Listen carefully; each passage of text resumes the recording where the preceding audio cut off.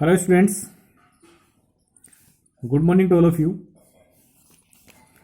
देखिएगा एक्सरसाइज जो नेक्स्ट 7.2 आने वाली है उसमें आपकी दो स्पेशल प्रॉपर्टीज हैं, उनको आपको इस्तेमाल करना पड़ेगा और प्रीवियस जो हमने सीखा है वो तो आना ही है।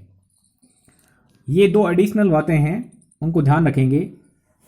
सबसे पहले तो हम डिस्कस करेंगे आइसोसेलेस ट्रायंगल क्या होता है। आपने नाम सुना होगा, यदि तीनों इक्वल साइड्स होती हैं किसी ट्रायंगल की तो उसे बोलते हैं इक्विलेटरल ट्रायंगल। यदि ट्रायंगल में तीनों ही साइड डिफरेंट होती हैं तो बोलते हैं आप स्केलेन ट्रायंगल। यदि दो साइड इक्वल होती हैं किसी ट्रायंगल की तो उसको बोलते हैं आइसोसेलेस ट्रायंगल। ठीक है, तो आइसोसेलेस ट्रायंगल का मतलब क्या है? A triangle in which two sides are equal, that is called isosceles triangle. अब इसमें बड़ी इंपॉर्टेंट बातें हैं, आप ये ध्यान रखेंगे कि ये यदि एक आइसोसेलेस ट्रायंगल है जिसमें ये दो इक्वल साइड हैं तो आप इससे कंक्लूजन निकालेंगे कि इन दोनों साइड्स के अपोजिट जो एंगल्स हैं वो एंगल्स भी इक्वल होंगे। ये दो इक्वल साइड्स हैं तो इनके अपोजिट, इस साइड का अपोजिट एंगल बनेगा ये, इस साइड के अपोजिट एंगल बनेगा ये, और इस साइड के अपोजिट एंगल बनेगा ये। तो इसका मतलब यदि दो साइड्स इक्वल हैं तो इनके जो अपोजिट एंगल्स हैं वो भी इक्वल होंगे। तो आप इस तरीके से ट्रीट करेंगे कि यदि कोई आइसोसेलेस ट्रायंगल है यानी दो साइड इक्वल हैं तो उन दोनों इक्वल साइड के अपोजिट एंगल होते हैं वो भी इक्वल होते हैं। तो बात याद रखेंगे कि angles opposite to the equal sides of an isosceles triangle are equal. यदि इसका अपोजिट कहीं मिल जाए, यानी कोई एक आपको ट्रायंगल दे दिया जाए इस तरीके से कि दो एंगल्स इक्वल हैं, कहीं आपको ऐसा मिल जाए कि कोई एक ऐसा ट्रायंगल है जिसमें दो एंगल्स इक्वल हैं, तो उन दोनों इक्वल एंगल्स के जो अपोजिट साइड्स हैं वो भी इक्वल होंगी। यानी ये दो इक्वल एंगल हैं तो इनकी अपोजिट साइड ये हो गई, तो ये दोनों भी क्या हो जाएंगी? इक्वल हो जाएंगी। ध्यान दीजिएगा, डबल डैश वाली के ही इक्वल होती है, सिंगल डैश वाली के ही इक्वल होती है। तो ये जो डैश लगाते हैं इनका काफी अपना इंपॉर्टेंट रोल है, ये ध्यान रखिएगा।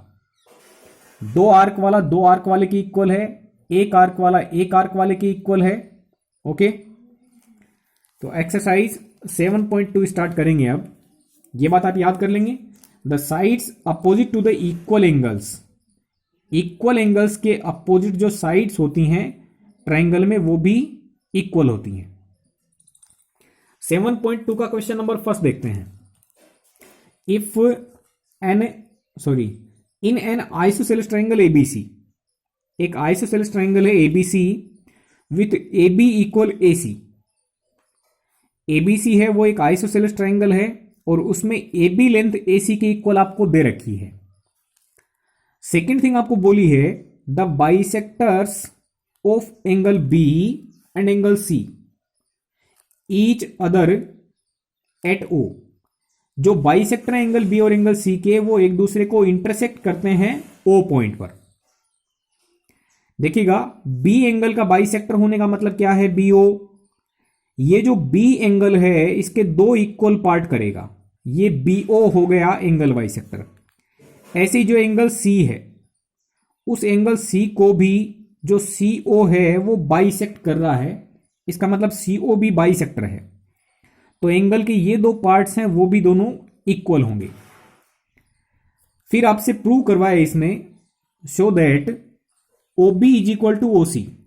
आपसे बोला है कि आप ये प्रूव कीजिए कि ओ बी लेंथ और ओ सी लेंथ दोनों इक्वल हैं।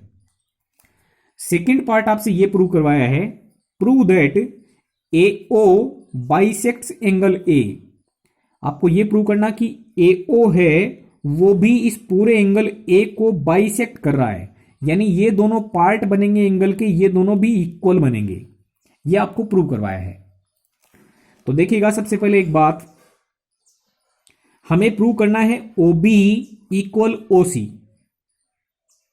तो देखो, जो ट्राइंगल आपको एबीसी दिया हुआ था उसमें दो बातें दी गई थी कि एबी लेंथ है वो एसी के इक्वल है, एबी इक्वल एसी आपको दे रखी है। तो हम ये जानते हैं कि यदि दो साइड्स इक्वल होती हैं ट्राइंगल की तो दो अपोजिट एंगल भी इक्वल होते हैं। तो इसका मतलब हम लिखेंगे कि ये पूरा एंगल एबीसी है वो इस पूरे के इक्वल है, angle ABC is equal to angle ACB. अब ये दोनों एंगल इक्वल हैं तो इनका दोनों हाफ हाफ कर दें, इसका हाफ ये, इसका हाफ ये। तो एंगल एबीसी का हाफ क्या बनेगा, एंगल ओबीसी। सपोज ये 50 डिग्री है तो ये भी 50 होगा, 50 का आधा 25 इस साइड में और 50 का आधा 25 इस साइड में। तो एंगल एबीसी का हाफ एंगल ओबीसी बन गया और एंगल एसीबी का हाफ बन गया ओसीबी। अब सोचें ये छोटा ट्राइंगल, यदि ये 25-25 डिग्री के हैं इसका मतलब ये एंगल इस एंगल के इक्वल हो गया। अब यदि ट्राइंगल में दो एंगल इक्वल हैं तो उनकी अपोजिट साइड इक्वल होती हैं, ये हमने अभी देखा था कि यदि दो एंगल इक्वल होती हैं तो हम कंक्लूजन निकाल सकते हैं कि इनकी अपोजिट साइड्स भी इक्वल होंगी। यानी दो इक्वल एंगल तो opposite sides equal, OB equal OC, sides opposite to the equal angles are always equal. यही आपको प्रूव करना था, ओबी इक्वल क्या हो गया, ओसी। अब सोचें हमने ये देख लिया है कि ये दोनों एंगल इक्वल होने के कारण ये दोनों साइड्स जो हैं वो भी इक्वल हैं, यानी ओबी इक्वल ओसी आ गई है। अब यदि मैं इस ट्राइंगल की और इस ट्राइंगल की बात करूं सेकंड पार्ट को प्रूव करने के लिए, तो देखो इन ट्राइंगल एबीओ, इस ट्राइंगल को देखा जाए और एसीओ को देखा जाए,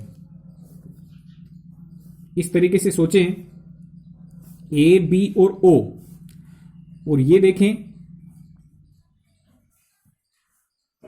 ए सी और ओ, तो ये डबल डैश वाली ए बी लेंथ है वो एसी के इक्वल है, और हमने ये देख लिया कि बी ओ लेंथ है वो सी ओ के इक्वल है, और ए ओ लेंथ जितनी है उतनी ही ए ओ लेंथ तो है ही। तो हम लिख सकते हैं दोनों ट्राइंगल्स में क्या क्या बातें हैं कि ए बी लेंथ है वो एसी के इक्वल है, ये गिवन है आपको, बी ओ लेंथ सी ओ लेंथ के इक्वल है, ये हमने फर्स्ट पार्ट में देख लिया है। थर्ड बात ए ओ जो है वो ए ओ की इक्वल है क्योंकि ये कॉमन साइड है, तो हम कह सकते हैं कि ये दोनों ट्राइंगल कॉन्ग्रुएंट हो गए। Triangle ABO is congruent to triangle ACO. Rule कौन सा हो गया, ट्रिपल एस, क्योंकि तीनों साइड इक्वल हो गई हैं। तो यदि दो ट्राइंगल्स की तीनों साइड्स इक्वल होती हैं तो रूल हो जाता है ट्रिपल एस। तो ट्रिपल एस रूल से दोनों ट्राइंगल क्या हो जाएंगे, कॉन्ग्रुएंट। यदि ट्राइंगल कॉन्ग्रुएंट हो गए सोचो तो एंगल्स इक्वल होंगे सारे, तो ये जो एंगल बनेगा वो एंगल इसके इक्वल बनेगा, ठीक है। यहां जो एंगल बनेगा वो इसके इक्वल बनेगा, ये एंगल जो होगा वो इसके इक्वल होगा। तो हम ये देख सकते हैं कि ये जो एंगल बना वो इसकी इक्वल बना। तो हम इस एंगल का नाम क्या लिखेंगे, एंगल बी ए ओ, बी ए ओ, और इस एंगल का नाम क्या लिखेंगे, सी ए ओ। ये तो हो गया बी ए ओ और ये हो गया सी ए ओ। तो ये दोनों एंगल इक्वल हैं। एंगल यदि इक्वल है इसका मतलब हम बोल सकते हैं कि ये जो ए ओ है वो इस पूरे एंगल का बाइसेक्टर है, क्योंकि इस पूरे एंगल के दो बराबर टुकड़े इसने कर दिए हैं। A O is the bisector of angle A, यही आपको प्रूव करना था। यह है आपका इसका फर्स्ट क्वेश्चन। ऐसे ही आपको नेक्स्ट क्वेश्चंस हैं उनको देखना है, ठीक तरीके से आप यदि लेंगे तो आपको इनका रिजल्ट आसानी से दिख जाएगा। Okay students, thank you very much.